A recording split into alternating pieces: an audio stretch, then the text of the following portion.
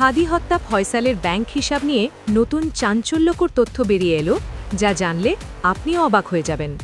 যতদিন যাচ্ছে ততই যেন ওসমান হাদি হত্যার রহস্য আরও গভীরে যাচ্ছে। সিনেমাকেও ছাড়িয়ে গেছে এই হত্যাকাণ্ড। আজকের ভিডিওতে জানাবো, হাদিকে হত্যা করার জন্য ফয়সালকে দেয়া হয়েছিল 127 কোটি টাকার বেশি। কে বা কারা এত টাকা দিয়ে হাদিকে হত্যার জন্য কিলার ভাড়া করল?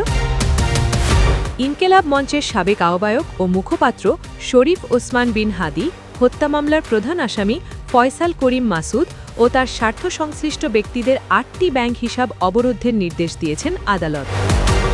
প্রধান আসামি ফয়সালকে গ্রেপ্তারের চেষ্টা করছে পুলিশ। তদন্তকালে জানা গেছে, ফয়সাল করিম এবং তার স্বার্থ সংশ্লিষ্ট ব্যক্তি ও প্রতিষ্ঠানের বিভিন্ন ব্যাংক হিসাবে 127 কোটি টাকার বেশি অস্বাভাবিক লেনদেন হয়েছে।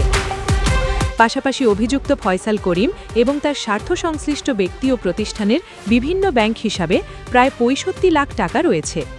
এসব অর্থ কোথা থেকে এলো, কিভাবে এলো, তা তদন্তের প্রয়োজন রয়েছে। এসব অর্থ যেন ফয়সাল ও তার স্বার্থ সংশ্লিষ্টরা তুলে নিতে না পারে, সেজন্য ব্যাংক হিসাব অবরুদ্ধ করা প্রয়োজন।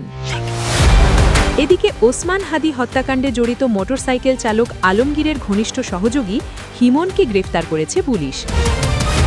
হিমন আদাবর থানা যুবলীগের কর্মী। তার কাছ থেকে বিদেশি পিস্তল, গুলি ও বিপুল পরিমাণ বিস্ফোরক সহ উদ্ধার করা হয়েছে। গোপন সংবাদের ভিত্তিতে পুলিশ জানতে পারে, আদাবর এলাকার একটি আবাসিক হোটেলে হিমন অবস্থান করছেন। ওই তথ্যের ভিত্তিতে অভিযান চালিয়ে প্রথমে তাকে গ্রেফতার করা হয়।